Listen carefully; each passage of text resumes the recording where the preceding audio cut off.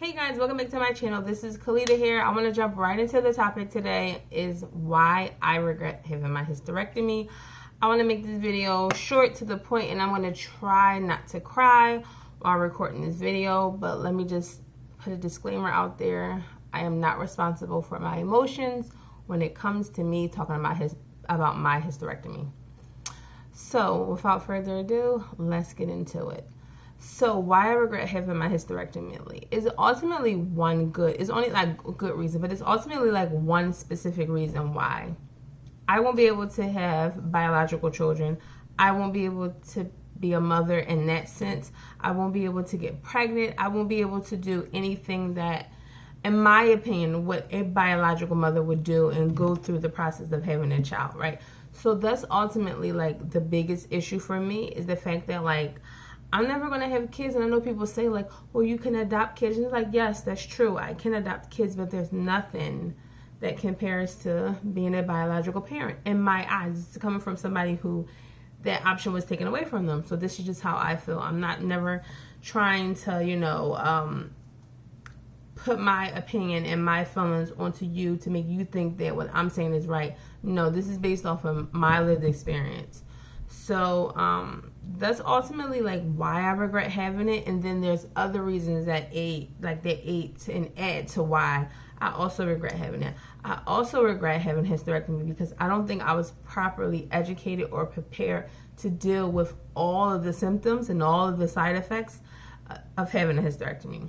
So let's break them down right now. So number one would be pain. And it's like when you say pain, what do you mean pain?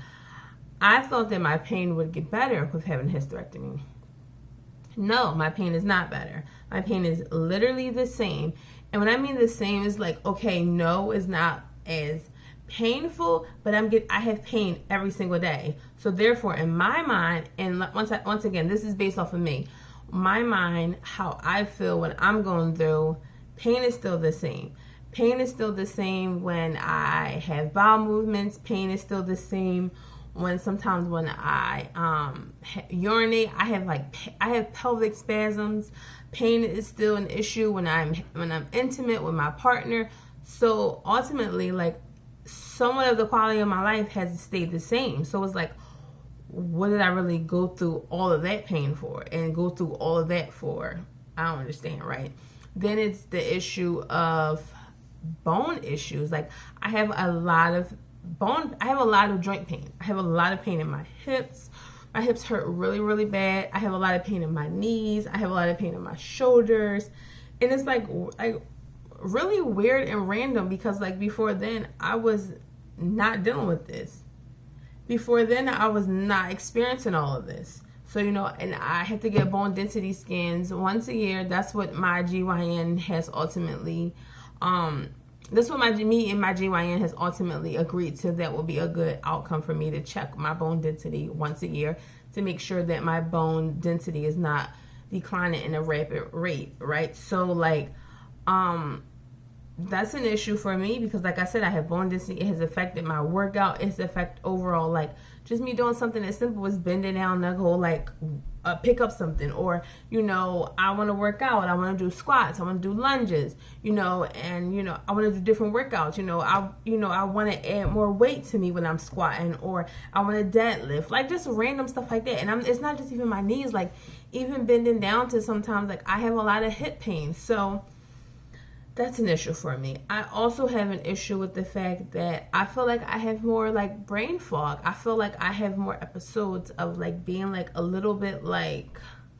out of space, in a sense where like I know what I need to say and I'm having trouble with getting it out and being able to express myself.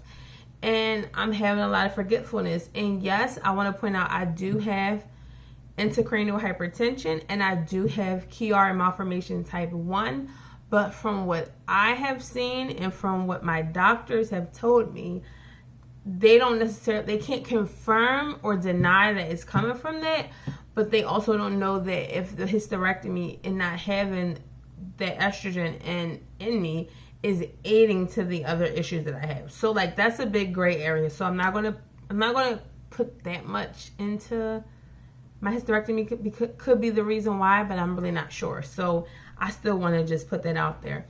I also feel like my intimacy levels is like completely like not there. Like I'm not even going to sugarcoat it. Sis is gone. Like they walk like they about to come downstairs. But this is why I'll be moving soon. But we'll have a whole nother video on that. We'll have a whole nother video on, you know, moving and whatever. But anyway, intimacy is not there.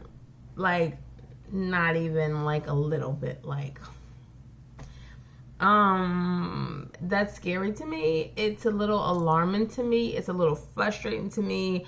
It's very, very, very, very hard to accept that. The fact that like it's just not there. I think if I didn't have the partner that I have, and I didn't have a man that truly understands me, and if we weren't friends for years, I think that it will be very complicated. I think that ultimately, like, it probably would have ended my relationship. I'm just going to be honest with you guys. I think it would have ended my relationship unless I would have found somebody that was very understanding, like the guy that I'm with now, or the man that I'm with now. Let me say guy, the man that I'm with now. I think that it would be very hard to accept what I'm going through. So I think that that's an issue, and I don't think that it was explained to me exactly like that. You know, it was explained that you can deal with a little bit in the beginning, but then after your body gets acclimated to these organs no longer being inside of you, you know, everything's going to go back to how it was before, and that was just a damn lie, right? Lies. I also deal with, and I recorded this video before, but then I realized I didn't talk about this, and I was like, I need to talk about this, so this is a re-record of the video that I just did. But anyway, I feel like my bladder is extremely weaker. Like, I feel like if I think I have to pee, I have to stop whatever I'm doing and take my behind to the bathroom, because if I don't, and if I try to hold it, by the time I'm going to the bathroom, as I'm pulling down my underwear, I'm peeing, like literally peeing. So like my bladder is extremely weak. If I even think that I have to go to the bathroom, I need to stop what I'm doing and go. Like I need to abort the mission. I don't care what I'm doing. I don't care if I'm at work. I have to stop whatever I'm doing, because if I don't, when I finally go to the bathroom, if I don't get to the bathroom enough time, I'm gonna pee on myself. That's just what it is. And I never want to be like, I know how some people say, like, you don't want to be too honest, you don't want to be too, you don't want to be too real, you want to just make sure that you give them, like, no. I need to tell the truth, because I need to prevent someone else from making the same mistake, in my opinion, that I made.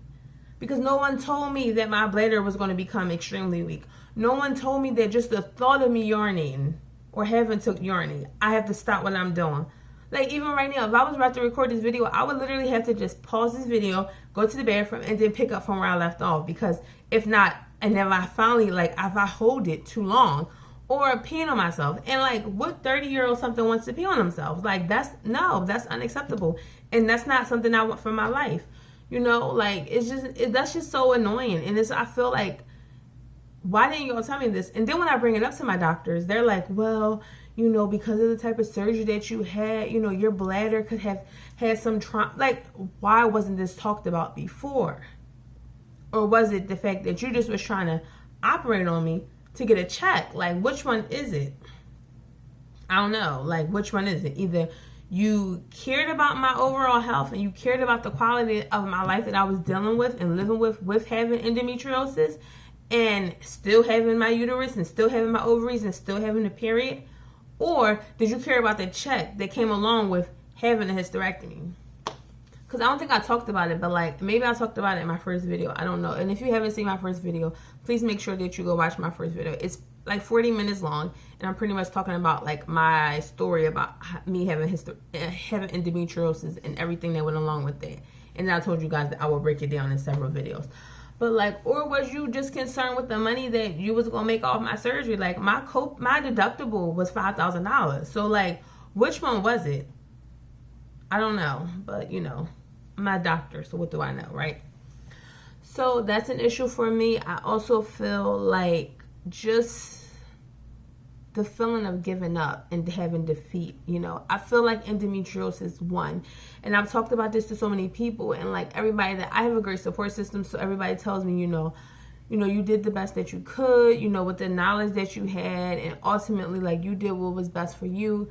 But, like, I feel defeated. I feel like I let endometriosis win. I feel like I gave up on myself. So now I'm dealing with a lot of, like, internal issues. So I'm dealing with a lot of, like, internal hurt and internal pain. And I'm dealing with a level of anxiety that I never dealt with before. I'm dealing with a level of depression that I never dealt with before. And I'm mad at myself. I feel like I am a failure. I feel like I gave up. And I feel like, if you loved yourself so much, why would you give up on something that you know that was important to you? And I don't know if I ever talked about this to anyone, but you guys are probably the first people that will probably hear this. But, like, the day that I had my surgery and they were willing me back to the operating room, everything in me wanted to get up and run and say no. Like, I'm going back to Philly, because I don't know if I can't talk right now. If you didn't watch my first video, then you would know that I had my hysterectomy in New York. But everything in me wanted to get up, get dressed, go back to Philly, and figure out another way.